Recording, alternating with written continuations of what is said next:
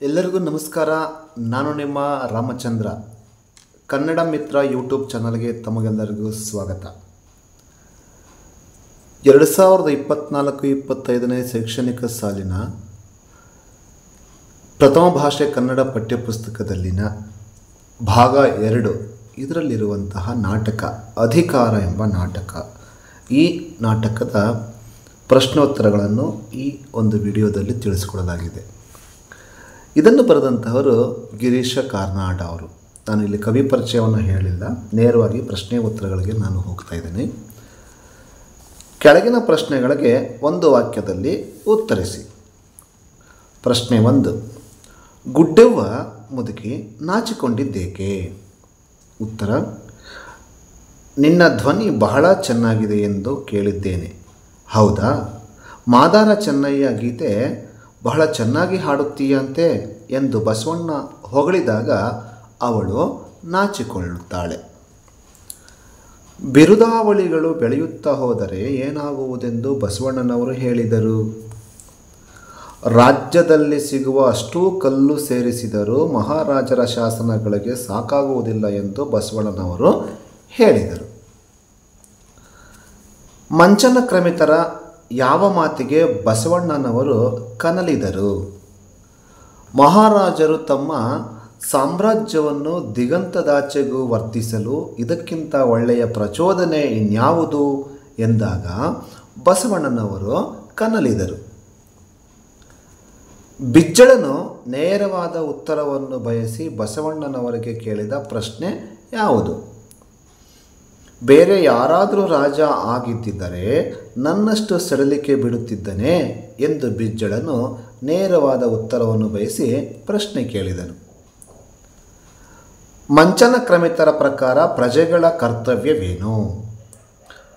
ಪ್ರಜೆಗಳು ಮಹಾರಾಜರ ಕೀರ್ತಿಗೋಸ್ಕರ ಗೋಳನ್ನು ಸಹಿಸಿಕೊಳ್ಳುವುದು ಪ್ರಜೆಗಳ ಕರ್ತವ್ಯ ಎಂಬುದು ಮಂಚನ ಕ್ರಮಿತರ ಪ್ರಕಾರ ಪ್ರಜೆಗಳ ಕರ್ತವ್ಯವಾಗಿದೆ.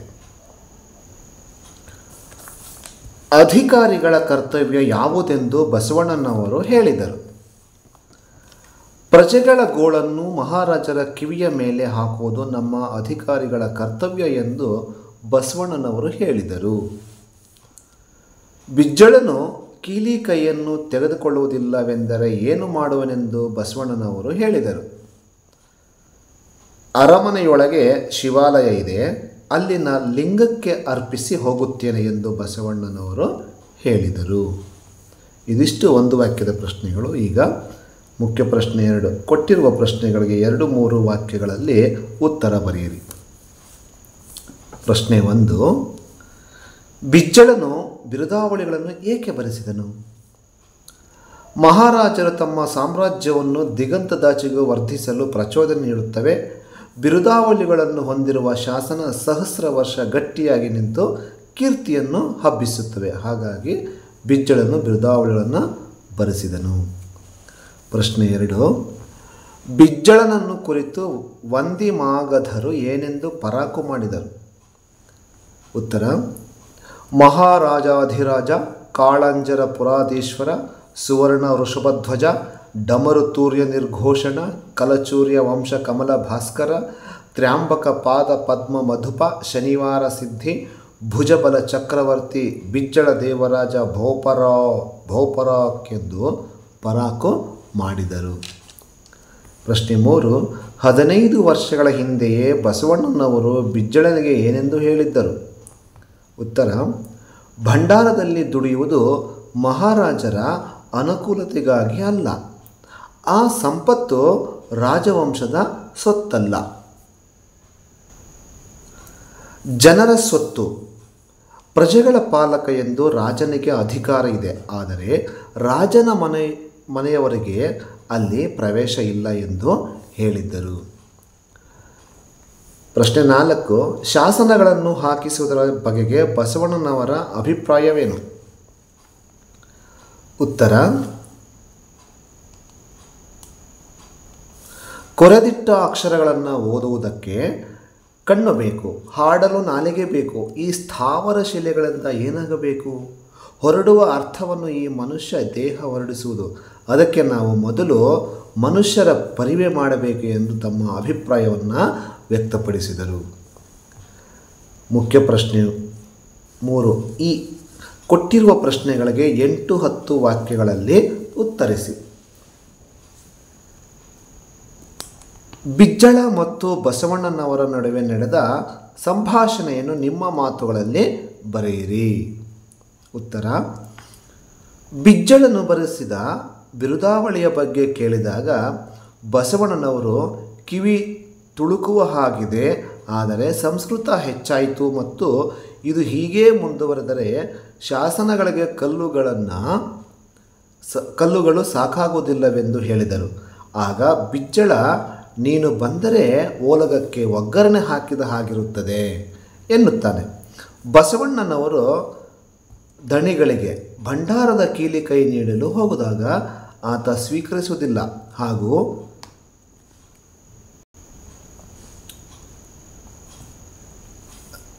ಇಬ್ಬರ ನಡುವೆ ಜಗಳವಾಗಿದೆ ಎಂದು ಜನರು ಆಡಿಕೊಳ್ಳುತ್ತಿದ್ದಾರೆ ಎನ್ನುತ್ತಾನೆ ಬಿಜ್ಜಳ. ಶಿವಾಲಯದ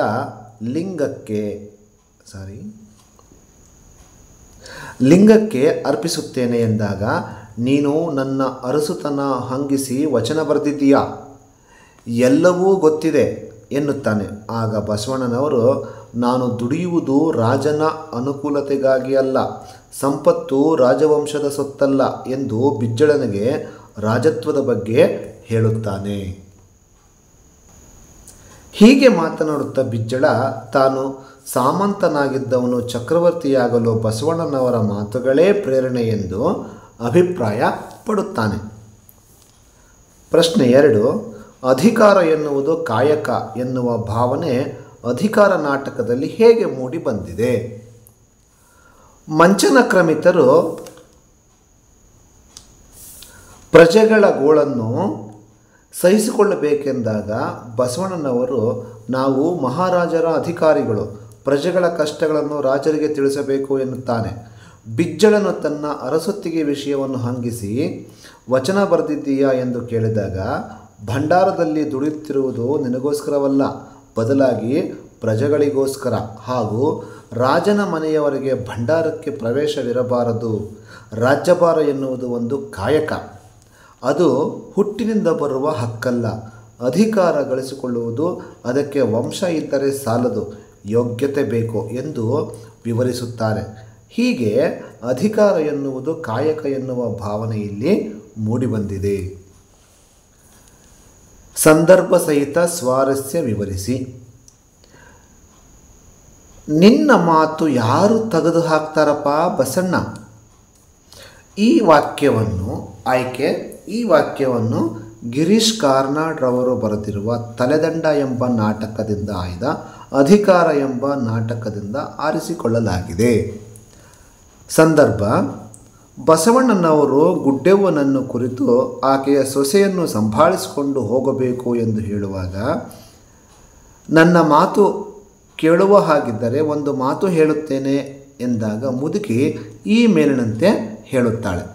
ಸ್ವಾರಸ್ಯ: ಬಸವಣ್ಣನವರ ಮೇಲಿರುವ ಗೌರವ ವ್ಯಕ್ತವಾಗಿದೆ.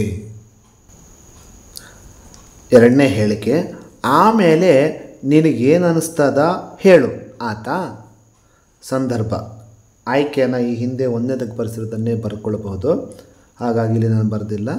ಸಂದರ್ಭ: ಬಸವಣ್ಣನವರು ಮುದುಕಿಯನ್ನು ಮಹಾಮನೆಗೆ ಕರೆದಾಗ, ನೀನು ದಲಿತರನ್ನೆಲ್ಲ ಕರೆಸ್ಕೊತೀಯ, ನಾನು ಬರೋದಿಲ್ಲ ಎಂದಾಗ ಈ ಮೇಲಿನ ಮಾತು ಬಂದಿದೆ. ಇದರ ಸ್ವಾರಸ್ಯ: ಬಸವಣ್ಣ ಮುದುಕಿಯ ಭಾವನೆಗೆ ಗೌರವ ನೀಡಿರುವುದು ಇಲ್ಲಿ ನಾವು ಕಾಣುತ್ತೇವೆ. ಹೇಳಿಕೆ 3: ಸಂಸ್ಕೃತಕ್ಕಿರೋ ಘನತೆ ಗಾಂಭೀರ್ಯ ಕನ್ನಡಕ್ಕೆ ಹ್ಯಾಂಗ ಬಂದೀತು? ಸಂದರ್ಭ: ಬಿರುದಾವಳಿಗಳಲ್ಲಿ ಸಂಸ್ಕೃತ ಹೆಚ್ಚಾಯಿತು ಎಂದು ಬಸವಣ್ಣ ಹೇಳಿದಾಗ ಮಂಚನಕ್ರಮಿತ ಈ ಮೇಲಿನಂತೆ ಹೇಳುತ್ತಾನೆ. ಸ್ವಾರಸ್ಯ: ಮಂಚನಕ್ರಮಿತರ ಸಂಸ್ಕೃತ ಭಾಷೆಯ ಪ್ರೇಮ ಇಲ್ಲಿ ವ್ಯಕ್ತವಾಗಿದೆ.